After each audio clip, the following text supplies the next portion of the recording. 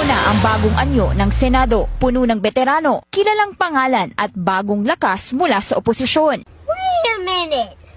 Who are you? Senyales ng bagong energy ang unexpected comeback ni Bam Aquino at Kiko Pangilinan. Magiging kakampi sila ni Senator Risa Hontiveros na ngayon mas may kaalyado na sa minorya. Bagsak man sa survey noon, nakabalik sa top 12 si Senator Amy Marcos. Kasama rin si Rodante Marcoleta na dating kongresista. May mga dating mambabatas din na back to the Senate. Sina Ping Lacson, dating Senate President Tito Soto at re-electionists na sina Senators Lito Lapid at Pia Cayetano. Tumatawid naman mula Kamara patungong Senado sina Representative Camille Villar na may backing ni Vice President Sara Duterte at Representative Erwin Tulfo. Pero ang mas mabigat na tanong ngayon, kaya ba ng bagong Senado na hatulan o iabsuelto si Vice President Sara Duterte sa nagbabadyang impeachment trial niya sa Hulyo? Kailangan ng 2/3 vote o 16 out of 24 senators para mahatulan si VP Sara sa mga aligasyon ng graft, constitutional violation at iba pang high crimes. Kung mananatiling solid ang Duterte bloc na sina Go,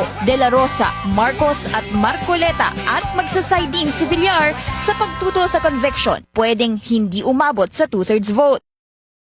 Say present, please. 1 little, 2 little, 3